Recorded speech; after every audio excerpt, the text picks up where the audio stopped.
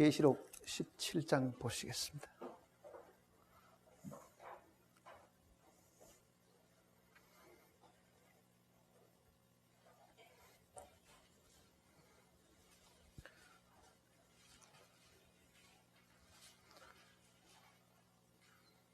계시록 17장 7절 말씀부터 보겠습니다.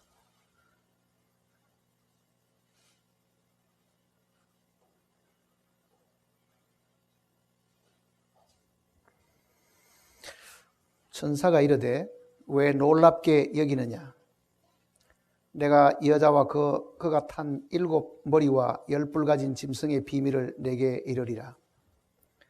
내가 본 짐승은 전에 있었다가 지금은 없으나 장차 무저갱이로부터 올라와 멸망으로 들어갈 자니 땅에 사는 자들로서 장차 이후로 그 이름이 생명책에 기록되지 못한 자들이 이전에 있었다가 지금은 없으나 장차 나올 짐승을 보고 놀랍게 여기리라. 뒤에 있는 뜻이 여기 있으니 그 7 머리는 여자가 앉은 7 산이요 또 7 왕이라. 5은 망하였고 하나는 있고 다른 하나는 아직 이르지 아니하였으나 이러면 반드시 잠시 동안 머무르리라. 전에 있었다가 지금 없어진 짐승은 8째 왕이니 7 중에 속한 자라. 그가 멸망으로 들어가리라. 내가 보던 10뿔은 10왕이니 아직 나라를 얻지 못하였으나 다만 짐승과 더불어 임금처럼 한동안 권세를 받으리라. 그들이 한 뜻을 가지고 자기의 능력과 권세를 짐승에게 주더라. 그들이 어린 양과 더불어 싸우려니와 어린 양은 만주의 주시오 만왕의 왕이시므로 그들을 이기실 터이요 또 그와 함께 있는 자들 곧 부르심을 받고 택하심을 받은 진실한 자들도 이기리로다. 또 천사가 내게 말하되 내가 본 바 음녀가 앉은 물은 백성과 무리와 열국과 방언들이니라. 내가 본 바 이 10뿔과 짐승은 음녀를 미워하여 망하게 하고 벌거벗게 하고 그의 살을 벗고 불로 아주 사르리라.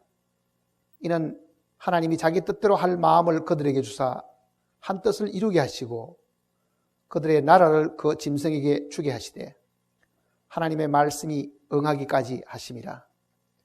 또 내가 본 그 여자는 땅의 왕들을 다스리는 큰 성이라 하더라. 기도하십시다. 때를 따라 우리에게 먹을 것과 입을 것을 주시고 우리의 필요한 바를 항상 채워주심으로 우리의 마음을 항상 기쁘게 하신 아버지 하나님, 진심으로 감사를 드립니다. 영원한 죄악 가운데서 멸망할 수밖에 없던 악하고 더럽고 추한 저희들을 주님께서 용서하셨고 자녀로 삼으시고 때를 따라 우리에게 필요한 말씀으로 하나님의 모든 뜻과 계획을 또한 알려주시고 우리로 하여금 다시 오시는 주님을 항상 맞이하도록 준비하게 하시는 그 영원하신 사랑과 뜻을 저희들이 진심으로 감사를 드립니다. 주님의 사랑을 입은 형제 자매들이 이날 저녁에도 저희들이 다시금 모여서 주님께서 우리를 향하신 거룩하신 뜻과 우리 영혼에 필요한 양식을 공급해 주심을 사모하고 기다림으로 이 자리에 함께 모였습니다. 우리의 마음이 이 땅에서 하늘로 옮기게 하시고 우리의 생각과 뜻도 이 험악한 세상에서 잠시나마 하나님 앞으로 다 인도함을 받아서 온전히 주님께서 오늘 이 시간에 우리에게 주시는 말씀으로 우리를 위로하시고 권고하시는 그 내용을 저희들이 듣기를 원합니다. 우리의 마음을 지켜주시고 사탄으로 하여금 우리의 생각을 빼앗지 못하도록 돌봐주시옵소서. 처음 말씀을 기록할 때 그 영감이 오늘 우리들에게도 다시 한번 역사하심으로 이 말씀의 참다운 뜻을 저희들로 하여금 깨닫게 하시고 이해하게 도와주시옵소서. 말씀을 전하는 자나 듣는 자 모두가 하나님 앞에 조용히 무릎을 꿇고 하나님의 입에서 나오는 그 말씀의 뜻을 저희들이 경청하게 도와주시옵소서. 인간의 사사로운 생각과 뜻으로 이 말씀을 이해하지 않게 하시고 주님의 능력의 말씀이 우리 각 심령에게 전달되므로 참으로 하나님의 말씀의 그 뜻이 우리에게 전달될 수 있도록 도와주시옵소서. 세상을 살아가는 동안에 당하는 여러 가지 어려움과 시련 때문에 마음의 고통과 괴로움이 있는 영혼들이 있으면 이 시간에 주님의 치유하심을 받을 수 있도록 모든 것을 내어놓고 주님의 다루심을 간구하게 도와주시옵소서. 주님께서 우리의 마음을 위로하시고 어루만져 주심으로 우리의 상한 심령들이 즉시 고침을 받도록 도와주시옵소서. 우리를 사랑하신 주 예수님의 거룩하신 이름으로 간절히 기도드립니다. 아멘.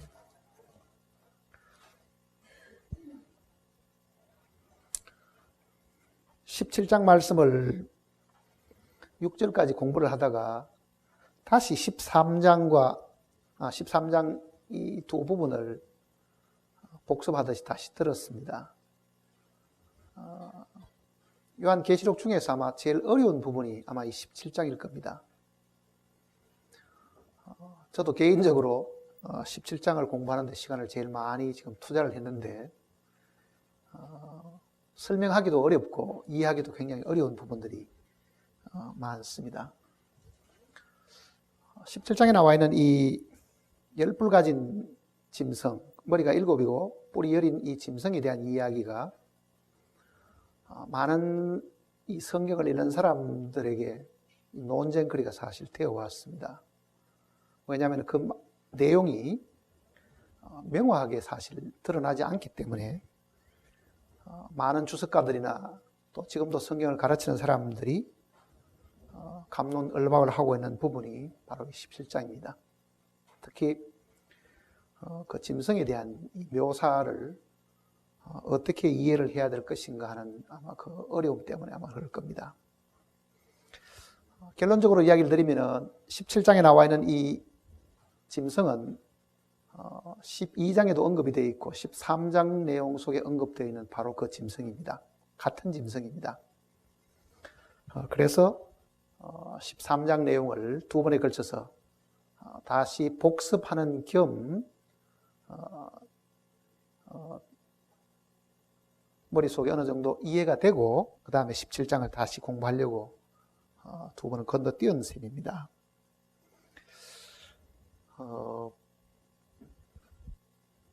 17장 7절을 보면은 천사가 이르되 이렇게 말했습니다.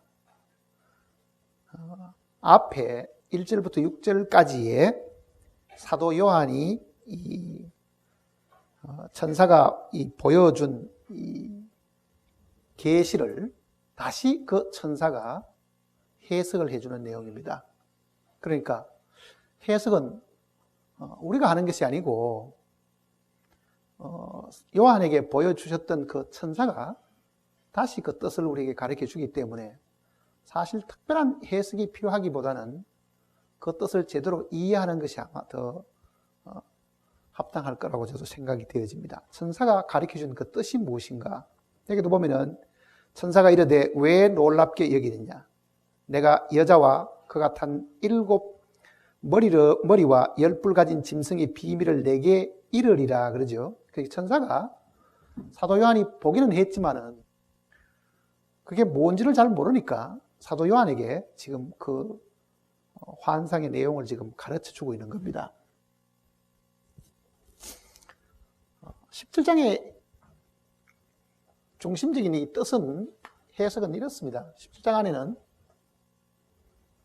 앞에 1절부터 6절 내용을 보면 한 여인이 있는데 엄녀라고 불리고 이 여인이 붉은 짐승을 지금 타고 있습니다. 붉은 짐승을.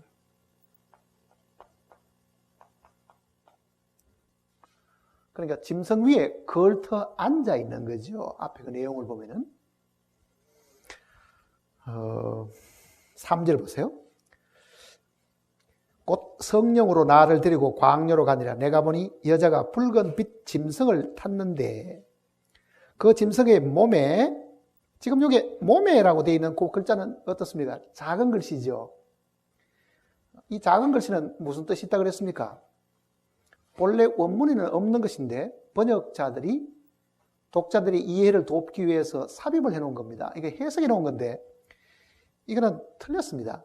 이거는 지금 머리에 있는 게 아니고 짐승에, 아니 몸에 있는 게 아니고 머리에 있다고 13장 1절에 이 사실을 밝혀줬습니다. 그러니까 그 작은 글씨가 본래 없는 것이라고 보면은 짐승에는 이런 뜻이겠죠. 짐승에는 하나님을 모독하는 이름들이 가득하고 이렇게 되어 있는데 그거를 해석을 하려고 하면은 짐승의 몸에가 아니고 짐승의 머리에는, 즉 머리들에는 이렇게 해석해야 됩니다. 왜냐하면 13장 1절을 보면 똑같은 짐승이 그 머리에 지금 하나님을 모독하는 이름들이 가득하더라 이렇게 지금 되어 있습니다.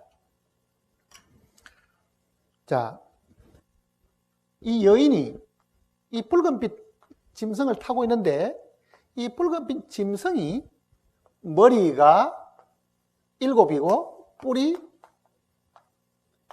10개인 이 괴상한 짐승을 이 음녀가 타고 있다. 그 환상을 봤는데 이 천사가 요한에게 보여준 이 두 실체에 대한 것을 다시 천사가 해석을 해주는 겁니다. 해석을 해주는 거잖아요.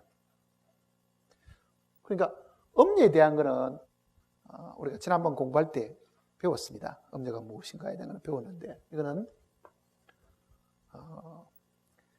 이름은 교회라는 이름을 가지고 있고 그 교회 안에 온갖 우상들을 섬기고 사람들로 하여금 하나님 아닌 것을 경배하도록 만든 로마 카톨릭 교회라고 제가 이야기를 드렸습니다. 그래서 하나님이 보실 때에는 그 여인이 하나님을 경배하는 것이 아니고 하나님 아닌 다른 우상들을 섬기고 있기 때문에 하나님의 입장에서 보면 그게 간음하는 여자지요. 교회라는 그 이름만 가지고 보면은 교회는 어린 양의 신부이지만은 어린 양에게 마음을 주는 것이 아니고 유물이나 그네들의 교리나 바벨론에 가지고 온 그 모든 이 종교적인 의식이나 그거를 교회 속에 스며들게 만들어 가지고 말씀을 순종하기보다는 그런 의식과 이방 이 세계 속에는 그런 이 우상들을 그대로 교회가 받아들이가 그거를 섬기도록 가르치기 때문에 이 여자를 성경에는 음녀 이렇게 지금 표시를 한 겁니다. 그러니까 이거는 로마 카톨릭 교회를 두고 하는 이야기입니다. 카톨릭 교회.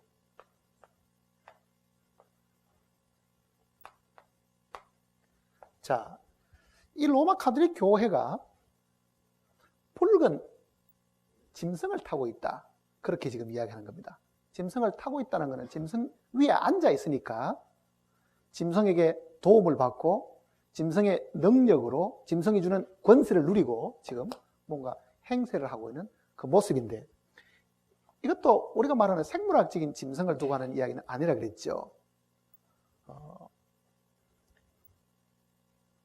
계시록 속에 짐승의 그 뜻은 두 가지가 있다고 제가 이야기 드렸습니다. 앞에 우리 13년 공부할 때 그 이야기 했죠. 이 짐승은 이방 나라,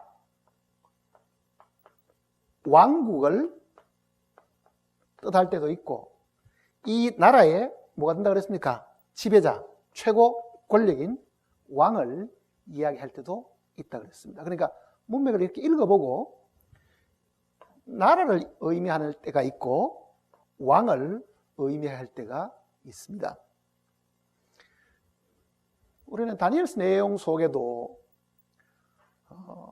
다니엘이 계시받을 때도 내 큰 짐승을 봤다 그러잖아요. 그 내 큰 짐승은 내 나라고 그 내 나라의 왕들이었습니다. 지금 계시록에 있는 이 짐승도 나라일 수도 있고 왕일 수도 있습니다. 그런데 이거는 문맥을 이렇게 보면은 왕을 강조할 때가 있고 나라를 강조할 때가 있습니다. 그러니까 이걸 무엇을 이야기하는지는 그 상황을 보고 우리가 알아낼 수가 있습니다. 자, 로마 카톨릭 교회가 마지막 시대에 하나님께부터 멸망을 당하게 되는데 벌을 받게 되는데 이 음녀가 먼저 이 언급이 됐고, 이 음녀가 이 짐승에게 멸망을 당합니다. 자세히 보면은요. 그 다음 내용을 읽어보면은. 그러니까 쉽게 말하면은 이 짐승은 장차 나타날 적그리스도인데요. 왕이잖아요, 이게. 이 세계의 통치자고 지배자가 되는데, 이 적그리스도의 힘을 얻고 상당히 권력을 행사하고 뭔가 영광을 누리고 있다가 이 적그리스도로부터 로마 가톨릭 교회가 멸망당하는 이야기를 지금 17장 내용 속에 이야기를 해주고 있습니다. 그런데 그 짐승의 모습이 머리가 7이고 뿔이 10이더라. 그러죠? 그 내용을 지금 천사가 설명을 해주고 있는 겁니다. 그러니까 머릿속에 이 큰 그림을 먼저 기억을 하고 계셔야 됩니다. 음녀는 거짓 교회입니다. 하나님의 이름을 내걸고 우상 숭배하는 거짓 교회고, 하나님 보시기에 이게 타락하고 완전히 방탕한 창기와 같은 이 교회고, 이 교회가 큰 힘을 얻는 것이 마지막에 통치자에게부터 힘을 얻어가 그 통치자 위에 앉아서 말하는 통치자에게 엎혀가지고 있죠. 권세를 누리다가 이 적그리스도가 오히려 이 교회, 마지막 음녀 행세하고 있는 이 교회를 멸해버리고, 그리고 적그리스도도 멸망당하는 이야기를 지금 여기 기록을 해두었습니다. 그러니까 이게 7 마지막 심판, 7 대접의 심판 속에 들어있는 내용입니다. 7년 대환란의 마지막 기간 동안에 이 땅에 많은 하나님의 심판이 있는데, 그 중에서 이런 거짓 교회의 이 체제가 이 심판받고 여기에 같이 합사를 했던 적그리스도도 지금 심판받는 이야기를 여기에 기록을 해두었습니다. 자, 이 내용을 머릿속에 먼저 기억을 하시고 이 내용을 지금 읽어보셔야 됩니다. 7절 보세요. 이제 천사가 이르되 왜 놀랍게 여기느냐? 요한이 그 6절을 보면요. 다시 보세요. 또 내가 보매 이 여자가 성도들의 피와 예수의 정언들의 피에 취한지라. 내가 그 여자를 보고 놀랍게 여기고 크게 놀랍게 여기니라.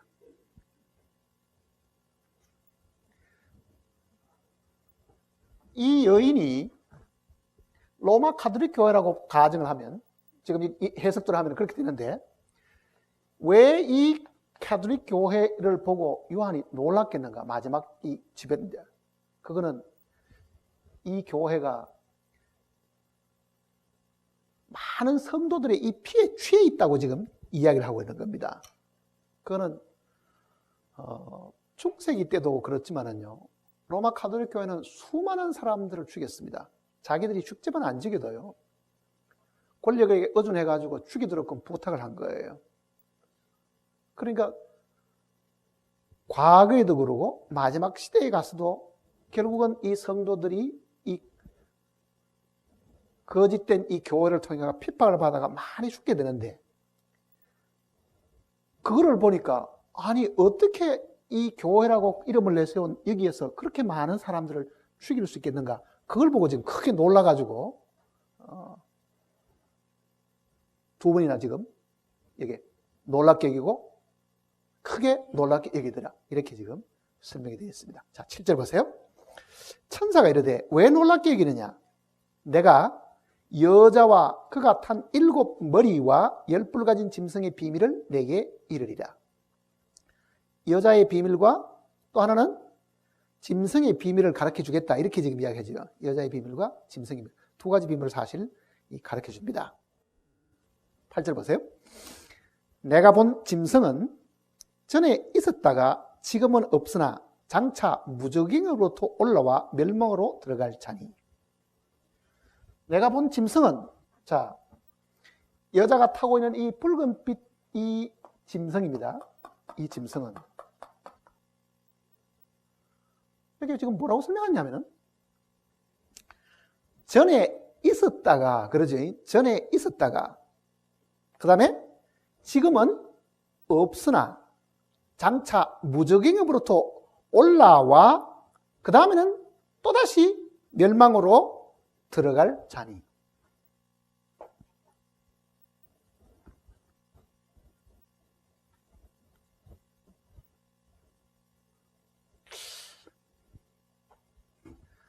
어렵죠? 무슨 말인지. 자, 이 짐승은 전에 있었고, 둘째는 지금은 없고, 지금은 없습니다. 셋째는 장차는 무저갱에서 올라와서 잠시 이 땅에 있다가 다시금 멸망으로 들어갈 자다. 이렇게 지금 설명했습니다. 천사가 지금 사도 요한에게 붉은빛 그 짐승, 머리가 7이고 뿔이 여린 그 짐승을 설명을 하는데, 전에는 있었지만은 사도 요한이 계시를 보고 그 설명을 듣는 그때는 없었고, 무적행으로부터 올라와서 다시 들어간다. 자, 만약에 짐승이 나라라고 해석을 하면은 이 해석이 어렵겠죠. 우리는 짐승이 두 가지 뜻을 가지고 있다고 말씀을 드렸는데, 그래서 어떤 사람들이 이렇게 생각합니다. 아, 이게 이방 나라라고 하면 고대 나라를 이렇게 성경에 가르쳐준 내용을 보면 예수님이 있던 당시에 로마가 있었고, 로마 이전에는 헬라가 있었고, 헬라 이전에는 메다파사, 페르시아가 있었죠. 그 다음에는 바벨론이 있었고, 바벨론이 이전에는 아수르가 있었습니다. 아수르 이전에는 애굽이 있었다고요. 그럼 몇 나라입니까? 하나, 둘, 셋, 넷, 다섯, 여섯이죠. 그리고 그 로마가 나중에 다시 부흥을 하니까 부흥 로마, 나중에 열발가락에 있는 이 나라. 그래서 이게 7머리다. 이렇게 해석을 하는 사람들이 들어 있습니다.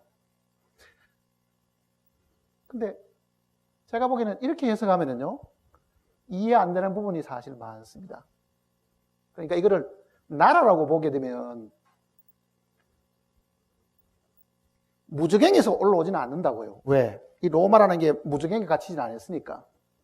그러니까 이거는 사람이다 하는 것을 우리가 사실 알 수 있습니다. 그러니까 이게 적그리스도 개인인데, 적그리스도 개인입니다. 자, 요한이 이 적그리스도라는 존재는 마지막 시대에 갑자기 등장하는 인물이 아니고 그 이야기죠. 그 적그리스도라는 인물이 언제 있었다는 얘기입니다. 전에도 있었는데 요한이 기록한 그 당시는 없고 자기 때에 나타나게 된다는 이야기입니다. 7년 대환란의 마지막 기간에 적그리스도가 무적행으로부터 올라와서 이 땅에 잠시 동안 있다가 다시 멸망으로 들어가게 됩니다. 영원한 멸망으로 들어가게 된다. 그 이야기입니다. 그러니까 적그리스도라는 존재가 과거에도 지금 적그리스도의 화신들이 사실 많았습니다. 사실은 적그리스도 화신들이. 그러면 이 내용이 지금 여기 보면은 11절 보세요. 전에 있었다가 지금 없어진 짐승은 8째 왕이니 7 중에 속한 자라. 그가 멸망으로 들어가리라. 11절 내용과 지금 8절 내용은 지금 같은 내용을 지금 두고 하는 이야기입니다. 자, 그러면 과연 이 전에 있다가 지금 없고 장차 올 이 적그리스도를 무엇을 두고 하는 것이냐? 정확히 이게 누구를 두고 하는 이야기냐?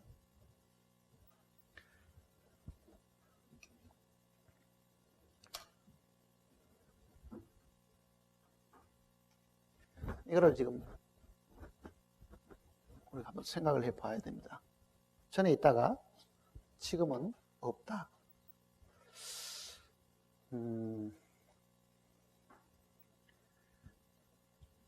다니엘에게 보여준 그 계시를 보면은요, 신상의 머리부터 시작해서 이 발끝까지가 이 땅에 있는 제국들이잖아요. 그런데 네 번째 나라, 그게 로마 제국이거든요. 네 번째 나라가 로마 제국입니다. 자, 적그리스도는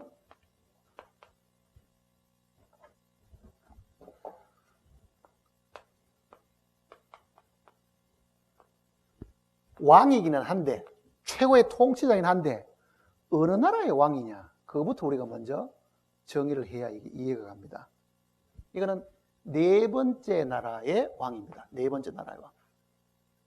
넷째 나라. 이 넷째 나라는 다니엘서 내용은 이거를 로마라고 이야기를 했습니다. 자, 짐승이 로마의 최고 실권자다, 그 얘기죠. 짐승이 로마의 최고 실권자다. 그러면은 우리는 다시 이걸 보세요. 이제 하나님께서 느부갓네살 왕에게 보여주신 것은 거대한 이 신상으로 보여주셨고, 똑같은 내용을 다니엘에게 보여주실 때는 짐승의 모습으로 가르쳐 주신 거예요. 그러니까 느부갓네살 왕이 본 신상이나 다니엘이 본 네 마리의 짐승은 같은 내용을 하나님이 확인시켜주고 분명하기 때문에 그거를 나눠주는데, 그 짐승이 바벨론, 그 다음에 메데파사, 헬라, 그 다음에 예수님 당시에는 로마. 자, 적그리스도가 넷째 나라의 왕입니다. 넷째 나라의 왕입니다. 그런데 로마 제국이 옛날 로마가 있고, 지금은 로마의 영향권 속에 있는 나라들이 있고, 그리고 장차 이 로마가 부흥됩니다. 부흥 로마. 그게 다니엘이 본 이 가랭이라고요. 두 다리가 있고 끝에 가서 10발가락이 나오죠. 그러니까 로마가 동로마와 서로마로 나누어지고, 그러니까 초기 이 로마 제국이 두 나라로 나누어지면서 힘이 약화되고, 이게 끝에 가서는 다시 10발가락에 시들어가서 부흥 로마가 되는데, 네 번째 나라는 예수님 그 당시에서부터 시작해서 마지막까지가 로마라고 해요, 사실은.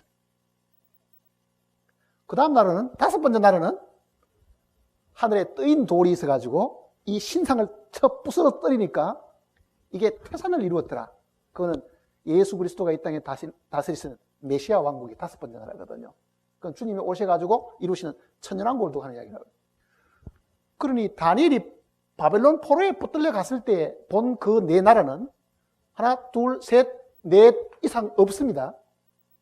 역사가 이렇게 길게 내려와도 이 가랭이 나라는 나누어져 가지고 지금까지 힘을 키우고 사실 있은 겁니다. 넷째 나라는. 이 넷째 나라에 대한 거는 제가 여러 번 설명을 드렸지. 동로마와 서로마가 어떻게 멸망하게 되었고, 다시금 이것이 어떻게 부흥돼 가지고 여기까지 오는가. 자, 적그리스도가 이 로마의, 이 큰 로마의, 역사도 긴 이 로마의 최고의 통치자입니다, 사실은. 그러면은 전에도 있었고 하는 말 속에는 어떤 뜻이 들어있어요? 과거 로마 속에도 적그리스도와 같은 인물이 있었는데 그 얘기잖아요. 성경을 이 계시록을 기도하는 당시는 없고 마지막 가서는 다시금 나타난다, 그 뜻이에요. 그러니까 짐승이 로마의 왕이면서 과거에도 있었고 지금은 없고 그 다음에는 다시 등장하게 된다, 이렇게 지금 설명을 해준 거예요. 지금 내용을 보면은. 자, 이 내용을 우리가 이해하려고 하면은 로마의 이 처음 왕들과 이 소위 로마의 시저들, 황제들을 우리가 한번 살펴볼 필요가 있어요. 제가 마침 지난번에 독일 가서 재미나는 그림을 하나 구해온 게 있습니다. 여기 보면은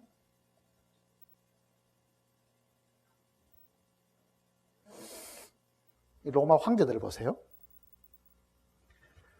로마의 황제들인데 조금 키워보죠, 이제. 앞에부터. 아우구스투스는요, 우리 성경에도 나와 있습니다.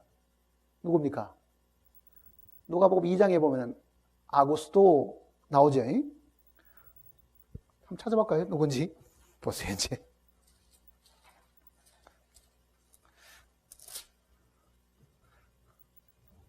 누가복음 2장입니다.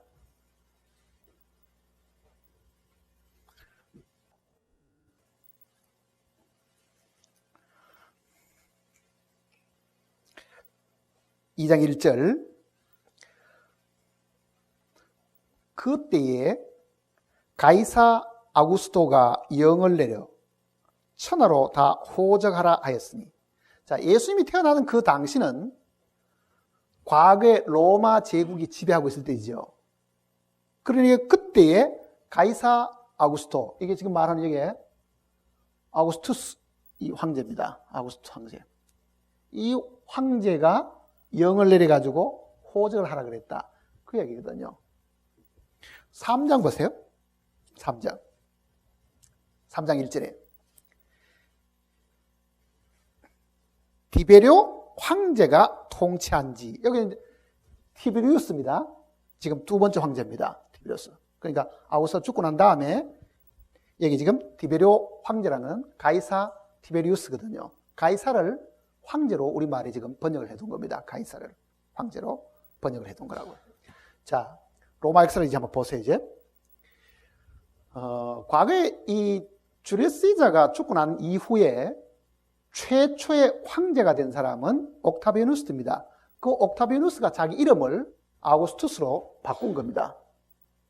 아우구스투스라는 그 뜻은 경건하다, 존경받는다, 그런 뜻이에요, 이게.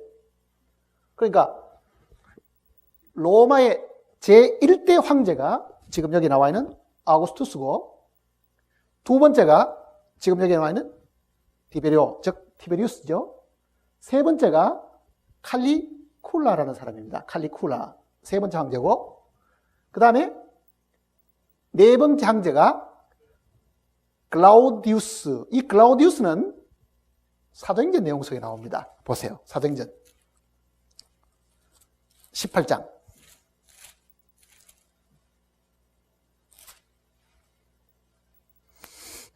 사도행전 18장.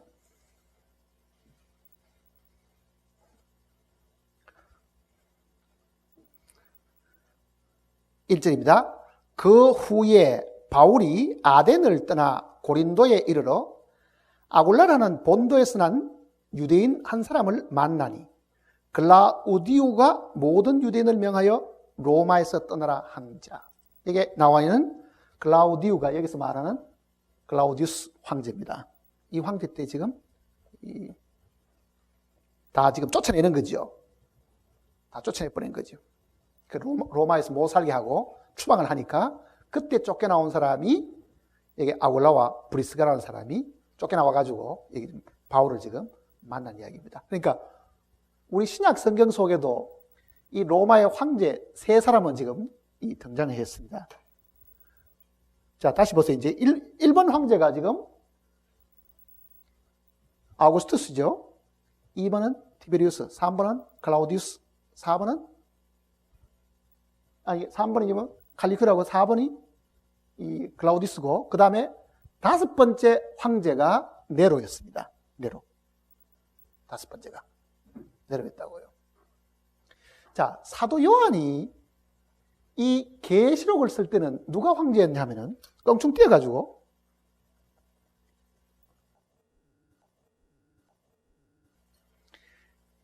여기 지금 도미티안이라고 있습니다. 여기 지금 도미티안 나오죠. 밑에 그 앞에 있는 것이 타이터스입니다. 타이터스 다음에 이 도미티안인데, 자,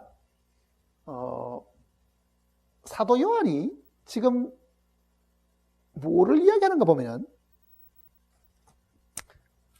계시록의 앞에 있는 부분을 다시 한번 보고 이제 이 내용을 다시 봅니다. 17장 계시록 17장 8절 다시 보세요.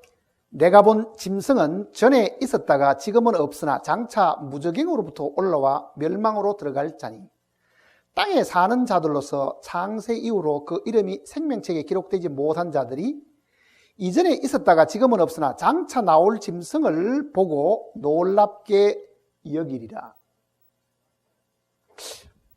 자, 이 황제들을 주고, 이 황제들이 로마의 왕들인데 나라가 아니면 황제가 이 짐승이라 그랬잖아요. 근데 이 황제들을 두고 누구를 두고 지금 사도 요한이 이 이야기를 하고 있는가? 그 얘기예요. 누구를 두고? 자, 1번부터 5번째 황제까지 오는데 이 5번째 이 황제가 네로입니다. 네로 황제예요. 네로 황제는 우리가 알기에도요, 로마의 황제 중에는 제일 극악무도하고 자기 어머니까지 죽였어요. 자기 어머니까지도. 극악무도한 이 황제인데 1대 황제부터 5대 황제까지는 1대 황제의 피가 어떤 방법인데 섞여 있었습니다. 왕족이었어요, 다. 왕들이. 근데 네로는 아들을 갖지는 못하고 죽었어요. 그러니까 여기까지는 소위 로마 제정의 피를 물려받은, 로마의 그 왕정의 피를 물려받은 사람들이 왕이 되었었는데 네로 이후에는 왕의 피를 물려받은 사람이 왕이 되질 않았어요. 그래서 네로가 죽고 난 다음에 이 그림을 다시 보시면요. 자, 여기 지금 연도를 밑에서 표시한 연도를 보시면은 네로 다음에 갈바라는 것이 나오죠. 갈바는 68년에서 69년, 오토 69년, 비델리우스 69년, 베스파시안 69년 이렇게 돼 있죠. 이거는 무슨 말이냐 하면은 네로가 죽어버리고 아이가 없이 죽었는데 이 네로가 이 폭정을 하니까 속주에, 즉 로마의 속주에 있던 이 갈바라는 이 장군이요, 반란군의 우두머리가 된 거예요. 그러니까 네로가 죽자 원로원에서 이 갈바를 추대해가지고 왕족의 피가 없는 이 사람을 황제로 추대를 했는데 그거를 못마땅히 여긴 또 다른 속주의 왕이 또 있었겠죠. 왜 저놈이 왕이 되느냐? 저기 황제가 될 자격이 없는 놈이다.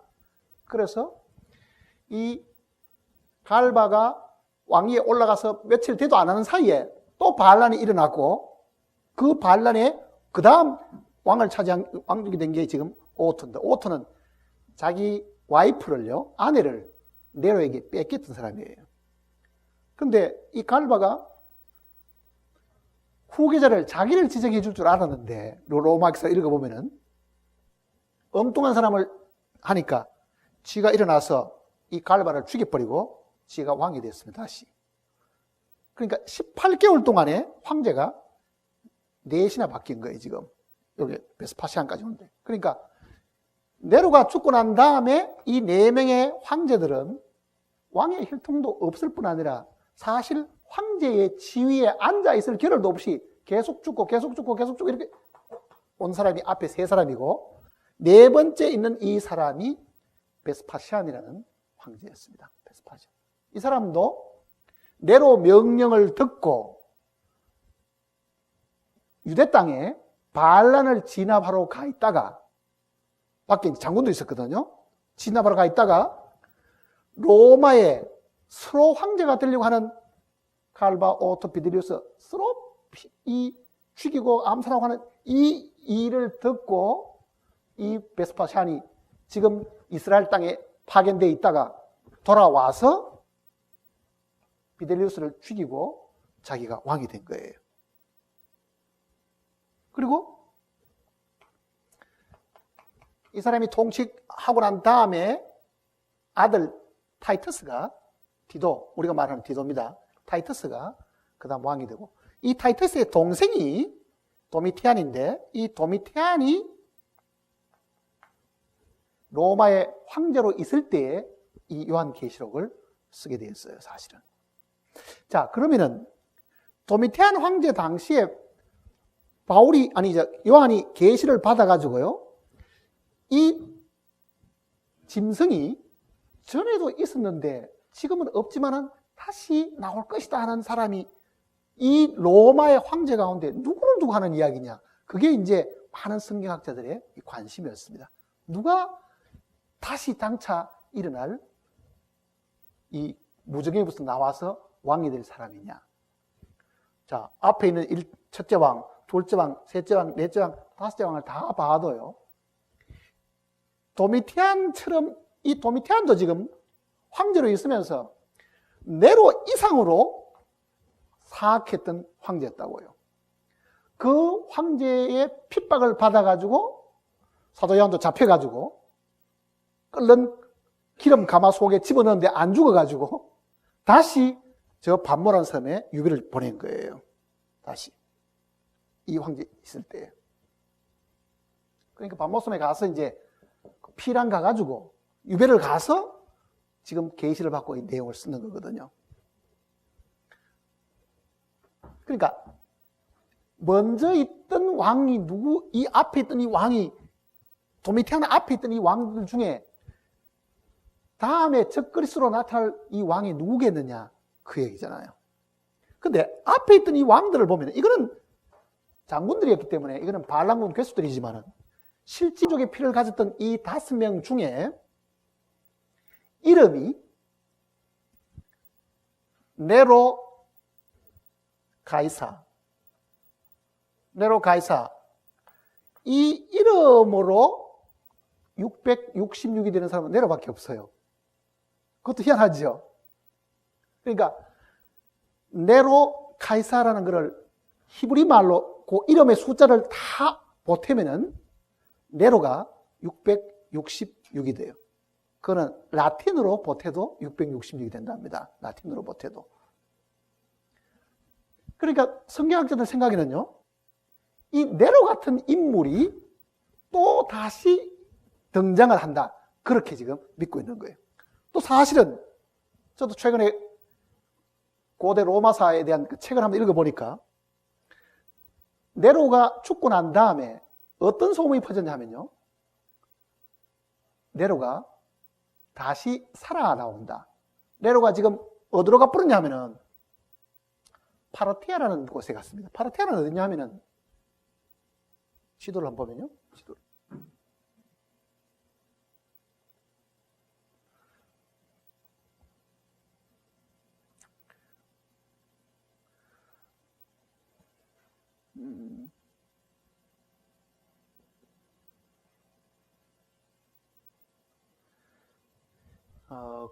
고대 이 파사 제국, 요 이란을 중심으로 해서 파르티아 왕국이라는 것이 있었습니다. 파르티아 제국이라는 것이. 이 파르티아 제국으로 가서 네로가 다시금 부활을 해서 돌아온다는 것이 1세기 이 무렵에 네로가 죽은 그때로부터 바닥에 소문이 사실 퍼져 있은 거예요. 그 기록을 봐도, 고대 그 기록을 봐도. 그러니까 기독교 이 계속 흘러오는 그 역사 속에도요, 네로가 다시 살아서 돌아온다. 그러니까 죽은 네로가 환생을 해서 다시 나와서 적그리스도가 된다고 하는 그 가르침들이 기독교 2000년 동안에 꾸준하게 내려온 거예요. 그 내용들이. 네로 같은 놈이 다시 태어나가지고 다시 폭정을 해서 마지막에 많은 성도들을 죽이게 되고 확정을 하게 된다. 그 내용들을 지금 이야기하는 겁니다. 그러니 지금 사도 요한이 지금 이야기하는 이 내용은 전에 있었던 인물이라는 것이 분명히 왕족의 피를 가지고 있었던 사람 중에는 네로가 제일 극악무도했고, 네로는 그 화폐에도요, 자기가 만든 그 화폐에 금화 같은 데를 보면은 세상의 구세주 네로 이렇게 쓴 거예요. 네로는 세상의 구세주다.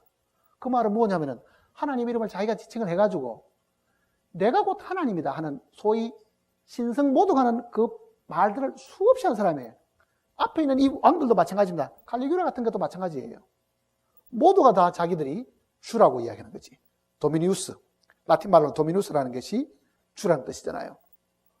그러니까 이 황제들이 로마에만 이렇게 자리를 잡고 있는 게 아니라 로마가 가지고 있는 많은 이 속주, 식민지 되어 있는 이 곳곳에다가 자기 권위를 내세우려고 하면 뭘 해야 됩니까? 뭘 할 것 같아요? 자기를 섬기게 하려고 뭘 해요? 조각상을 세우잖아요. 그러니까 황제가 있는 곳은 황제를 늘 보니까 별 문제가 없지만 황제를 못 보는 지역에는 황제의 모습을 조각한 것을 곳곳에다 다 세워놓는 거예요. 로마에 영향을 미치는 곳에는 모두가 로마 황제에 뭐가 있습니까? 조각들을 다 쓰는 거예요. 그러면은 그 황제를 못 보는 지역은 그 조각을 보고라도 황제를 경배하도록 하고 그 황제들이 도가 지나쳐가지고 자기들이 주님이라고 가르치고 하나님이라고 가르치고 구세주라고 가르쳐서 소위 로마 황제를 신격화 하는 일들이 과거에 사실 많이 있은 거예요. 그게 대표적인 사람이 네로 같은 사람들이고, 그러니까 먼저 있다가 하는 이 구절이 네로 같은 그 사악한 인물이 도미티안 황제가 있을 때에 그 당시 사람도 이게 네로가 다시 환생해서 나왔다, 이렇게 악할 수가 없다, 꼭 네로같이 이렇게 폭정을 한다, 이렇게 지금 부른 거예요.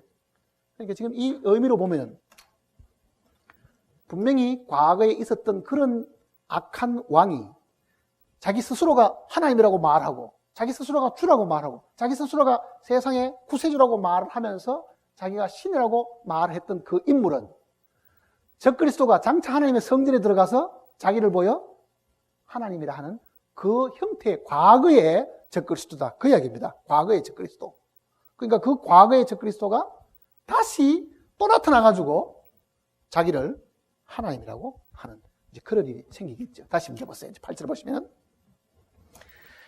내가 본 짐승은 전에 있었다가 지금은 없으나 장차 무저갱으로부터 올라와. 무저갱으로부터 올라온다 그러죠. 그러니까 적그리스도의 출현은 무저갱에서부터 사실 다시 환생하듯이 올라오니까 이게 어떻게 보면은 부활한 그 모습하고 좀 비슷하죠. 살아 돌아온 것 같잖아요, 적그리스도가.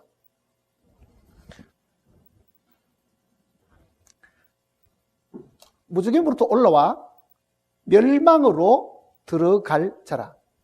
자, 무저갱으로부터 올라와서 마지막에 이제 부흥 로마의 뭐가 되겠어요? 통치자가 되겠죠. 그러나 그 기간은 너무 짧다고요. 그 짧은 기간 동안에 통치를 하다가 결국은 그 짐승이 잡혀가지고 어디로 들어갑니까? 19장을 보시면, 19장 20절입니다. 멸망으로 들어가는 데가 어디냐 하면 여기입니다. 20절 같이 읽어볼까요? 짐승이 잡히고 그 앞에서 표적을 행하던 거짓 선지자도 함께 잡혔으니 이는 짐승의 표를 받고 그의 우상에 경배하던 자를 표적으로 미혹하던 자라.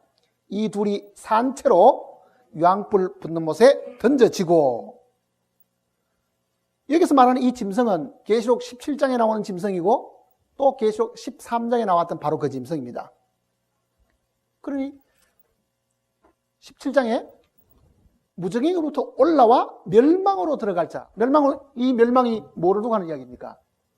유황으로 불타는 그 불못을 지금 이야기하는 겁니다. 그러니까 과거에 있던 이 적그리스도라고 불리는 이 인물이 다시금 환생하듯이 나타나가지고 오는데 그 출발 지점이 무저갱에 있다가 나와서 이 마지막 로마 제국, 부흥 로마 제국의 최고의 실권자가 되고, 그리고 잠시 동안 다스림을 받지만은 7년 대환란이 끝이 나면서 다시 잡혀가지고 영원한 지옥불에 던져짐을 당한다.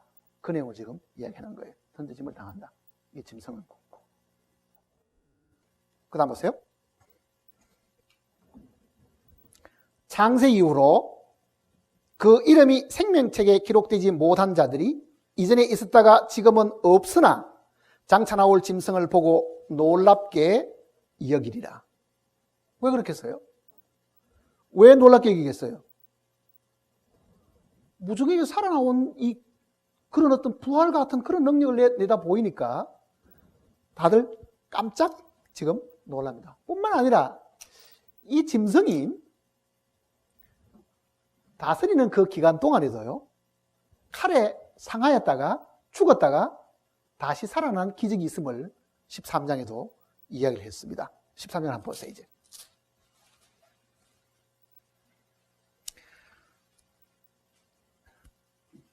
13장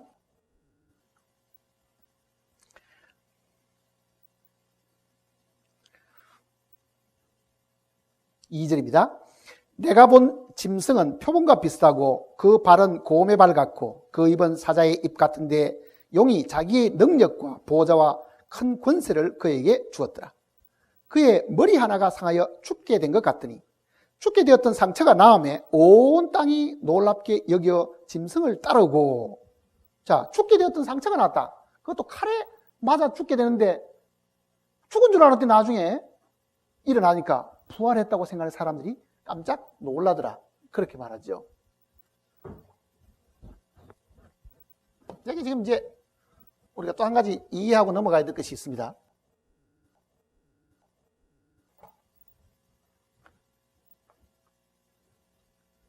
자, 로마는 예수님 당시부터 시작해서 로마 제국이 건재해 가다가 양쪽 이렇게 가랭이 나라가 있고 마지막에 통합을 이루면 통합 로마가 될 겁니다. 이제 로마.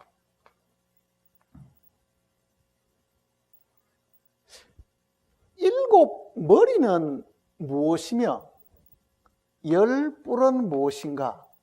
이거를 우리가 잠깐 이해하고 넘어가야 됩니다. 머리도 왕이고 열 뿔도 왕입니다. 성경대로 하면요. 근데 여기는 머리 중에 하나가 상한다 그러죠. 자, 이 내용을 지금 이렇게 생각해야 됩니다.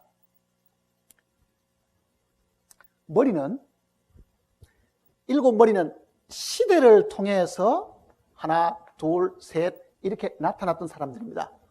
시대에. 그리고 마지막에 일곱 번째 머리가 나오겠죠. 일곱 번째 머리. 로마 제국 속에 큰 왕이 있고 황제가 있고, 그리고 그게 황제들이 일곱이 지나가고 여기까지. 물론 그 사이에 황제가 많지만 성경에서 말하는 이 적그리스도의 형상을 닮은 이 황제가 일곱 번째가 나타나게 되면 이 일곱 번째 머리에 딸려있는 작은 왕들이 열 뿔입니다. 그러니까 앞에 여섯 번째까지는 뿔이 달려있지 않고 일곱 번째 왕이 열 왕을 거느리고 있는 거예요. 그러면은 일곱 머리 중에 머리가 하나 상했다는 것은 먼저 지나갔던 이 전에도 있었고 지금은 없지만 하는 그 왕이 하나 나오겠죠. 그게 이제 마지막에는 일곱 번째 해당하는 이게 적그리스도잖아요. 이 적그리스도에게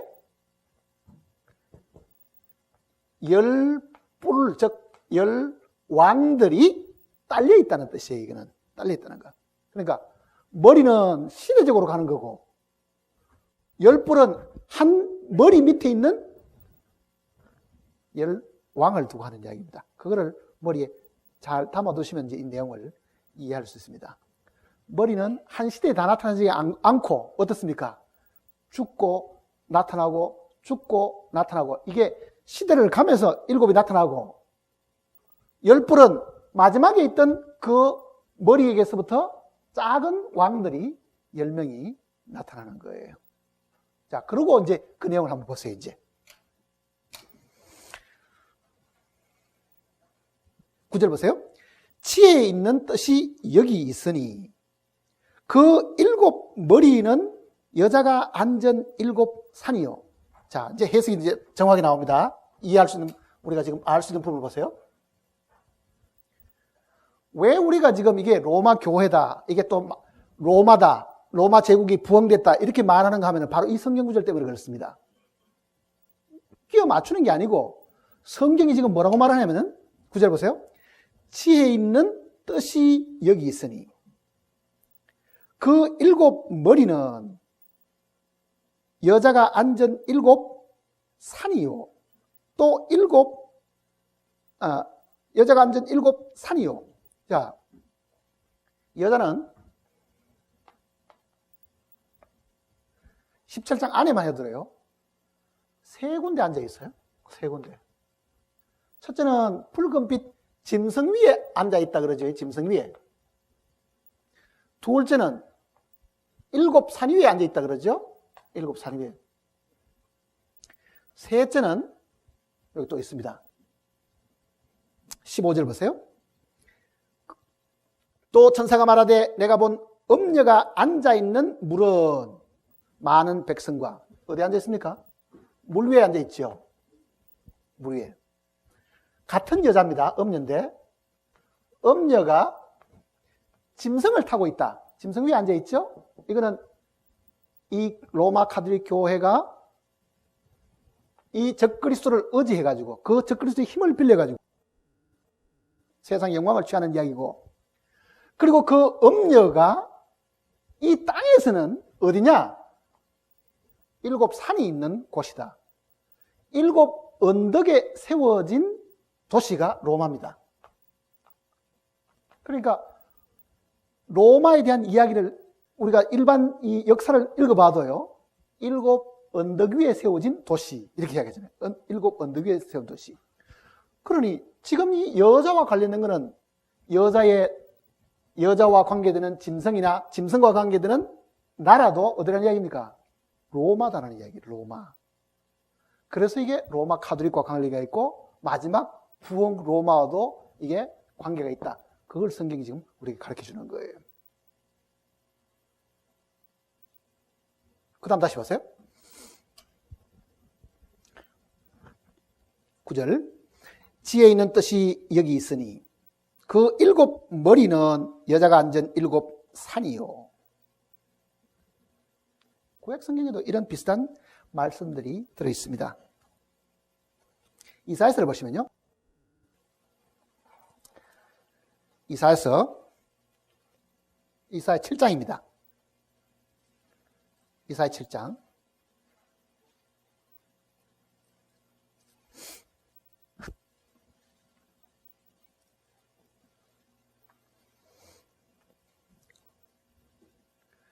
팔절을 보십시다.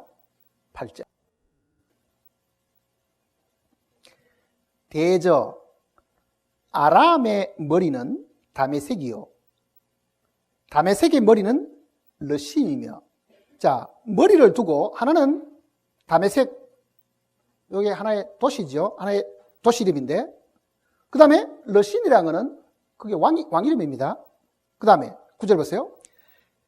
에브라임의 머리는 사마리아요. 사마리아의 머리는 르말리아의 아들이다. 그러니까 머리라는 그 개념이 지역과 왕들을 동시에 다 이야기하는 거예요. 지역과 왕들을 동시에 다 머리라고 지금 표현하죠. 그러면 다시 이제 계속 17장을 보시면은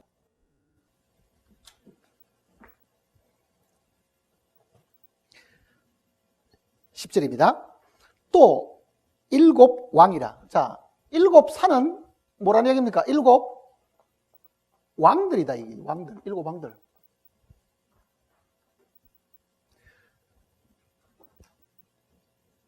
지명이 되기도 하고 뭐가 됐습니까? 사람이 되기도 하죠.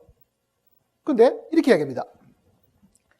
하나는 있고 다른 하나는 아직 이르지 아니하였으나 이러면 반드시 잠시 동안 머무르리라. 자, 7 왕이 있는데 5은 망하였고 그랬습니다. 5은 망하였고 하나는 있고 하나는 아직 이르지 아니하였으나 이러면 반드시 잠시 동안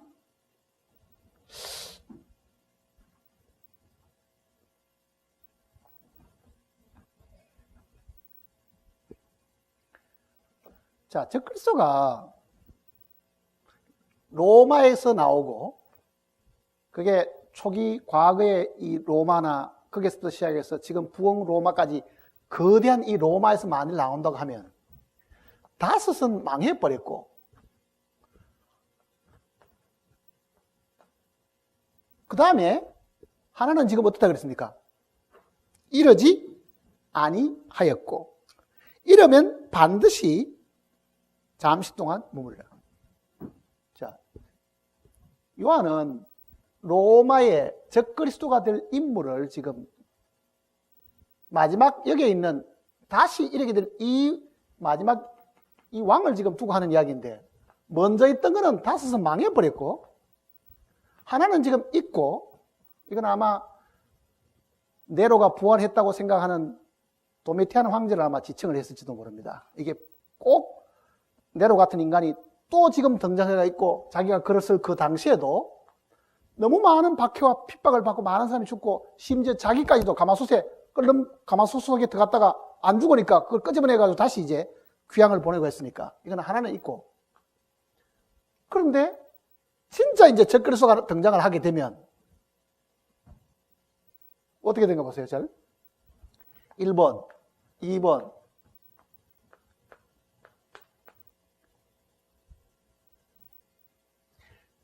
다섯은 망하고 요거는 현재 있고 일곱 번째가 등장을 하는데 이게 지금 여기서 보세요. 이렇게 되어 있습니다. 10절 다시 보세요. 또 일곱 왕이라 다섯은 망하였고 하나는 있고 다른 하나는 아직 이르지 아니하였으나 이러면 어떻게 된다고요? 반드시 잠시 동안 자 일곱 번째가 등장을 하게 되면 이게 적그리스도인데 잠시 동안 권력을 잡는 거예요. 잠시 동안. 그게 길어봐야 7년이고 짧으면 3년 반밖에 안 되는 잠시 동안 최고의 권력을 잡게 되는데 이 일곱 번째는 나왔다가 또 어떻습니까? 칼에 죽게 되죠. 일곱 번째가 죽으니까 이게 다시 살면 몇 번째가 돼요?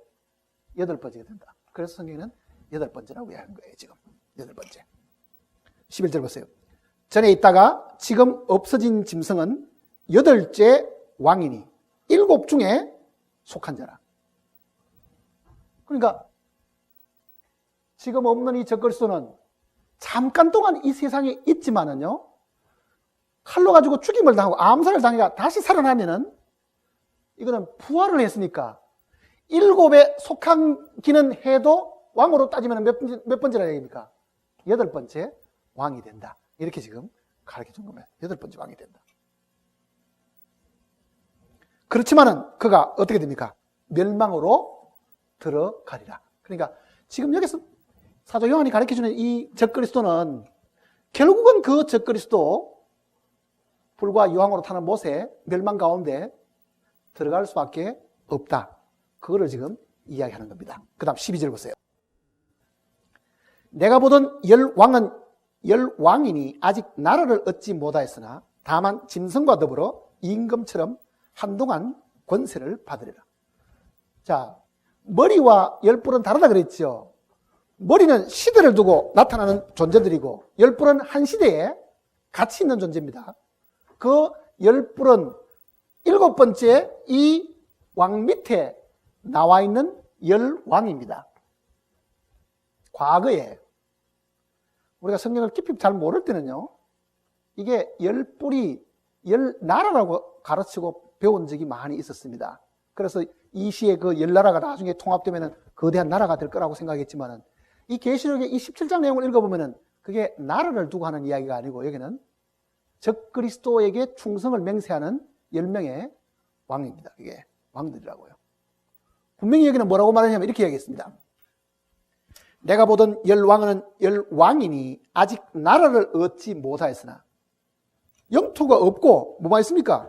쥐만 있는 거죠. 다만 짐승과 더불어 임금처럼 한동안 권세를 받으리라.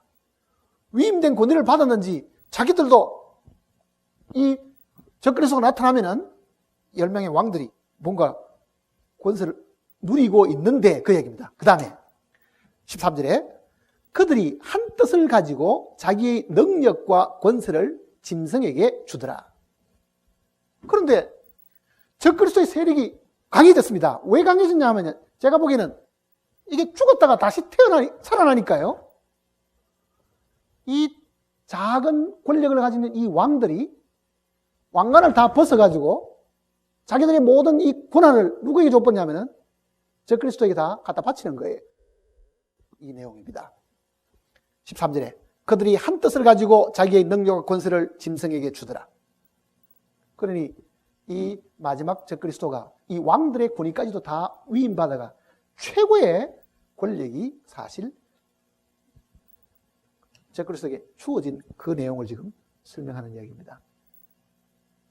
그 다음에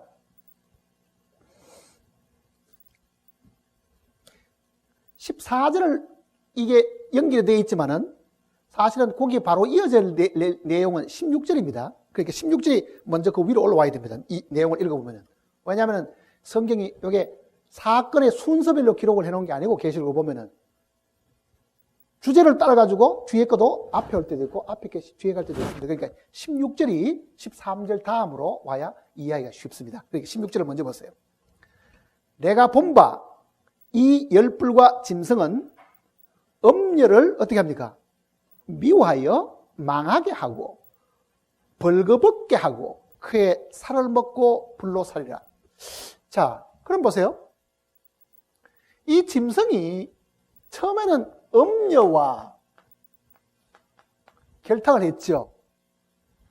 음녀의 덕을 봤거나 음녀가 짐승의 덕을 봤거나, 즉 바티칸이 이 적그리스도의 힘을 빌려가지고 권자에 계속 올라가지고 영광을 누렸는데 왜? 종교적으로 세계를 다 제패하고 있잖아요. 종교적으로. 음녀라는 거는. 제가 자료를 하나 가져왔는데 한번 읽어드릴게요. 뭐라고 써놨는지. 여기 지금 이 자료는 11세기의 교황 그레고리 7세의 칙령입니다. 그러니까 이거는 로마 교회가 지금 이 칙령에 따라 가지고 교리로 가지고 있는 내용입니다. 이렇게 써놨어요. 로마 교황은 만민의 주교이며 그와 같은 이름은 세상에서 오직 하나뿐이다. 모든 군주들은 그의 발에 입을 맞추어야 한다. 또한 그에게는 왕들을 파면하고 그들의 충성심을 따라 사면할 수 있는 권한이 있다. 그런 전쟁과 평화에 관한 문제들에 있어서 절대적인 중재권을 행할 수 있다. 또한 교황만이 왕권 계승 분쟁에 대한 판결을 내릴 수 있으며 그 이유는 모든 왕국이 초대교황 베드로 영지에 속해 있기 때문이다.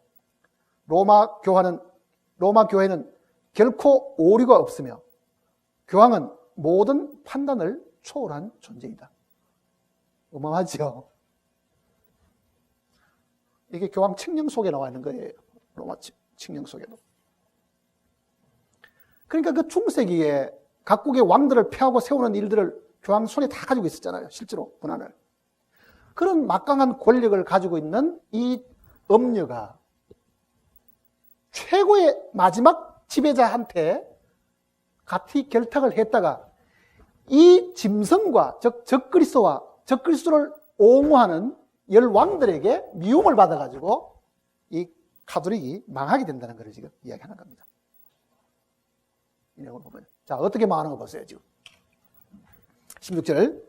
내가 본 바 이 열불과 짐승은 음녀를 미워하여 망하게 하고. 왜 미워할 것 같아요? 만일 지금 이 음녀가 로마 교회를 상징하고 그게 최고의 권력을 가진 교황이라고 만일 가정하면은 교황이 과거에처럼 이런 아까 방금 읽어드린 이런 권한을 만일 행사하려고 하면은 적그리스도는 첫째는 용납을 안 하겠죠. 자기가 최고의 권력인데. 뿐만 아니라 로마 교회가 가지고 있는 이 모순들이 너무너무 엉터리라는 것을 아니까요. 이 거짓된 가르침과 교리가 이 짐승에게는 안 맞는 거예요, 사실은요. 왜? 마리아 뭐 성천설 뿐만 아니라 마리아는 뭐 동정녀로 있었다는 둥 로마 교회 안에 모순된 이 많은 교리를 이 적그리스도나 그 왕들이 사실 그걸 받아들일 이유가 없는 거예요. 뿐만 아니라 로마 교회는 그런 거짓된 가르침도 있지만은 진실된 가르침도 일부는 있죠. 하나님을 숭배하고 하나님만이 유일하신 하나님이고 우상 숭배를 해서 안 된다는 그런 가르침조차도 있지요. 그런데 적그리스도는 하나님의 성전에다가 뭘 세웁니까? 우상을 갖다 세우니까 엄녀인 이 교회가 뭐라고 말하겠어요? 그게 분명히 잘못됐다고 아마 이야기를 하니 결국은 이 짐승은 이 엄녀를 없애버리는 거예요. 망하게 만든다는 이야기입니다. 그러니까 결국은 적그리스도에게 처음에는 동조를 했던 이 교회도 로마 카톨릭 교회도 그 적그리스도에게 미움을 받고 멸망당하게 된 내용을 지금 여기 이야기합니다. 자, 16절 다시 보시면 내가 본 바 이 열불과 짐승은 엄녀를 미워하여 망하게 하고 벌거벗게 하고 그의 살을 먹고 불로 살리라. 그러니까 로마의 그 모순을 아마 다 들춰내니까 그게 부끄러움이 되겠죠. 그걸 벌거벗게 만들어버리고 뿐만 아니라 그의 살을 먹고 불로 살았다는 것은 로마의 많은 사람들이 적그리스도 통해 가지고 죽음을 맞이하게 된다는 이야기입니다. 교황이 죽거나 추경이 죽거나 많이 거기서 아마 죽게 될 내용을 지금 이야기하는 겁니다. 그러니까 이 16절이 그게 먼저 나오고 그 다음에 이제 14절이 이제 이어지면은 말이 맞습니다. 그게.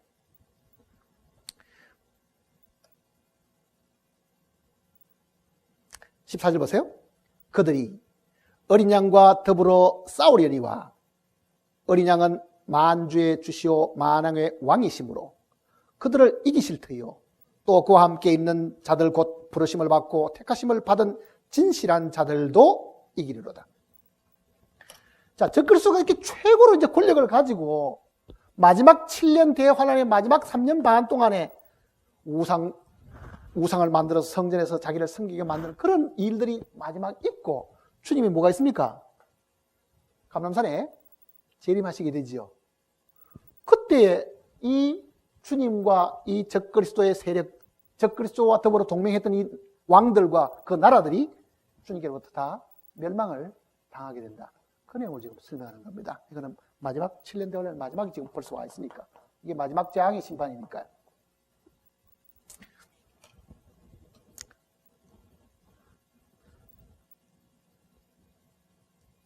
(14절) 그들이 어린 양과 더불어 싸우려니와 어린 양은 만주의 주시오 만왕의 왕이시므로 그들을 이기실 터이요 또 그와 함께 있는 자들 곧 부르심을 받고 택하심을 받은 진실한 자들도 이기리로다.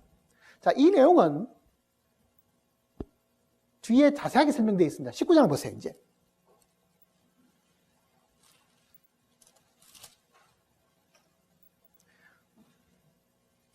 방금 지금 17장 이 14절의 내용이 19장 11절부터 16절 내용과 일치하는 내용입니다. 같은 내용입니다.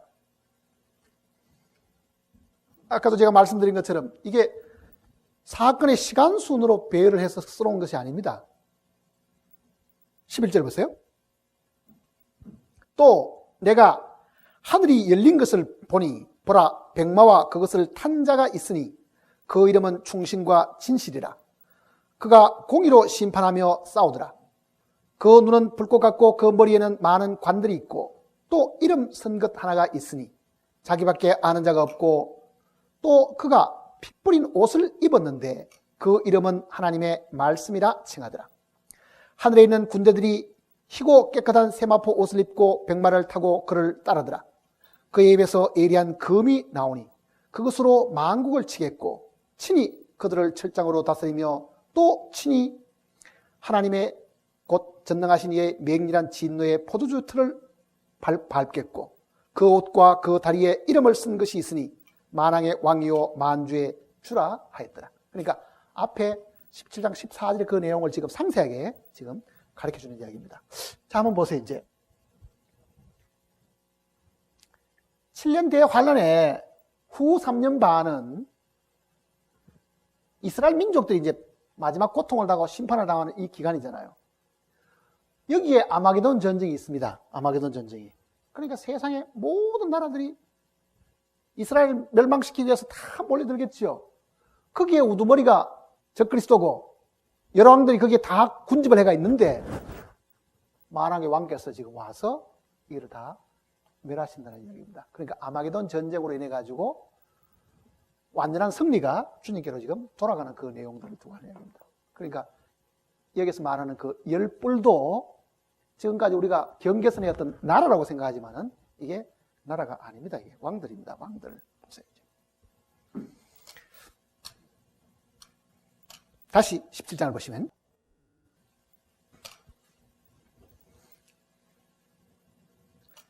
15절입니다. 15절. 또 천사가 내게 말하되 내가 본 바 음녀가 앉아있는 물은 백성과 무리와 열국과 방언들이라. 그거는 전에도 한번 설명했죠. 물은 항상 요동하는 것이고 땅은 항상 고정되어 있는 것인데 계시록 속의 땅은 이스라엘 나라를 이야기하는 것이고 물은 이스라엘 밖의 모든 이방을 물로 항상 표현을 했습니다. 그래서 바다에서 나오는 짐승은 이방에서 나오는 것이고 땅에서 나오는 짐승은 이스라엘에서 나오는 거짓 선지자고 그걸 우리가 13장 공부할 때 배웠습니다. 자, 여인이 짐승과도 결탁을 했고 이 세상의 많은 나라와 방언과 이 족속들하고도 결탁을 했는데 이 여인, 이 음녀가 결국은 멸망을 당해버리고 패망을 입으니까 나라들도 주님이 오셔가지고 다 멸망을 당합니다. 이제 왜요? 그 왕들이 다 망하니까. 그럼 또 보세요. 이제 17절. 이는 하나님이 자기 뜻대로 할 마음을 그들에게 주사 한 뜻을 이루게 하시고 그들의 나라를 그 짐승에게 주게 하시되 하나님의 말씀이 응하기까지 하십니다. 쉽게 말하면은 적그리스도가 세계를 다 통치한 왕자에 앉게 되고 그 이야기입니다. 결국은 자기 나라를 형성한다는 얘기. 자기 나라. 적그리스도의 나라. 그 적그리스도의 나라가 잠시 동안 형성되는 것 같지만은 결국은 주님이 재림하심으로 이게 멸해지고 주님의 자기 나라를 세우시는 거예요. 주님이 자기 나라를 세우시는 거예요. 그래서 이 내용을 두고 고린도전서 15장에는요. 나라를 아버지께 바칠 때라 그랬죠. 고린도후서 보세요. 이제 고린도후서 15장을 보시면요. 고린도전서 15장 22절.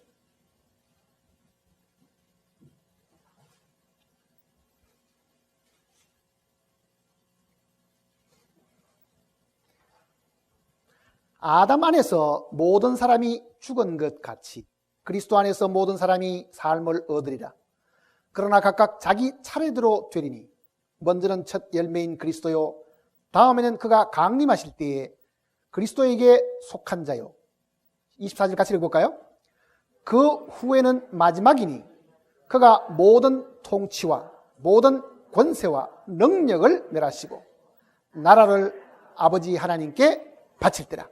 그가 모든 원수를 그 발 아래 둘 때까지 반드시 왕노릇 하시리. 자, 나라를 아버지께 바칠 때가 언제냐? 결국은 이 적그리스도가 이 세상을 다 제패하고 자기 왕국을 세운 이거를 주님이 강림하시가 멸하시고 이제는 이 나라가 폐해져 버리고 다 없지요. 그래서 이 세상의 군왕들이 다 폐해지고 이 나라를 아버지께 바쳐서 그가 이 땅에 오셔가지고 자기 나라 메시아의 왕국을 세우시는 것이 천년왕국입니다.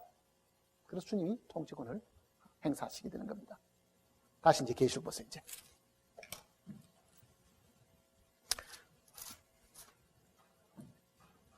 계시록 17장입니다. 17절. 이는 하나님이 자기 뜻대로 할 마음을 그들에게 주사 한 뜻을 이루게 하시고 그들의 나라를 그 짐승에게 주게 하시되 하나님의 말씀이 응하기까지 하심이라. 하나님 말씀이 분명히 패하고 아버지께 나라를 바치는, 그리고 그 마지막에는 사망도 멸해지는 정해놓은 하나님의 이 파노라마가 정해져 있죠. 그때까지는 적그리스도가 전 세계를 자기 나라인 것처럼 그렇게 행사를 하지만 결국은 주님께로 돌아가게 된다. 그 얘기입니다. 그 다음 18절.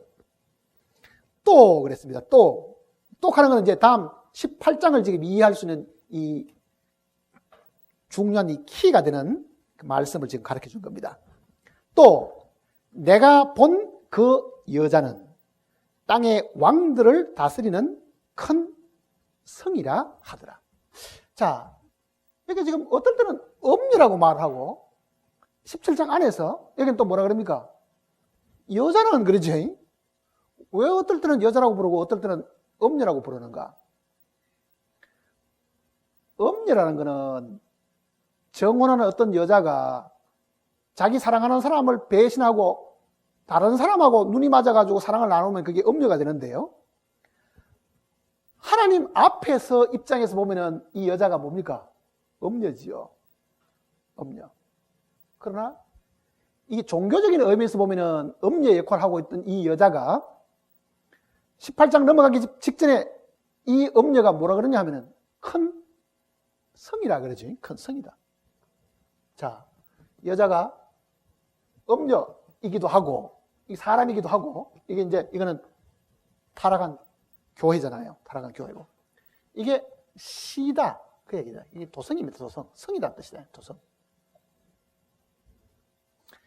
그거는 무슨 이야기냐면은 17장 내용은 로마 교회가 종교적인 어떤 체제가 하나님께로부터 이제 이 멸망을 당하는 이야기를 쓰는 거고 그 로마 교회가 있는 그 도시가 멸망당하는 내용을 18장 내용 속에 기록을 준 겁니다.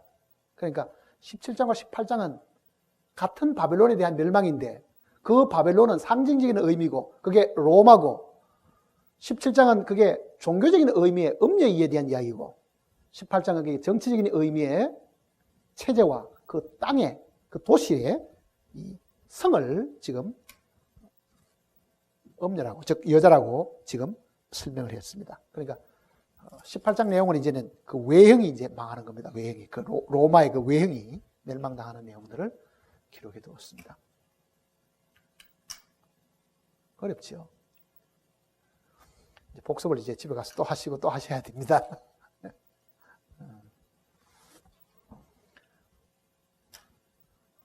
물론 한 시대에 어떤 사람이 이 성경을 다 자기가 다 알아가지고 완벽하게 100% 정확하게 사실 해석하기는 아마 힘들 겁니다. 왜냐하면 하나님의 이 계시가 한 사람 속에 다 이렇게 해석되게끔 그렇게 되어 있지는 않습니다.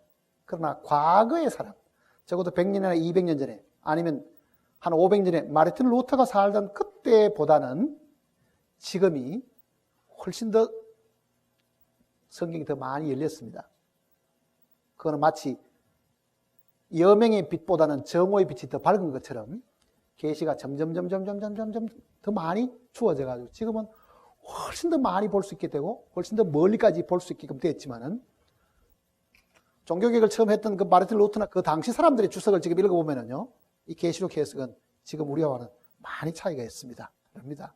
그거는 그만큼 아직도 빛이 밝지 않았기 때문에 제대로 보지 못한 부분이 많아서 그럴 겁니다. 기도하십시다.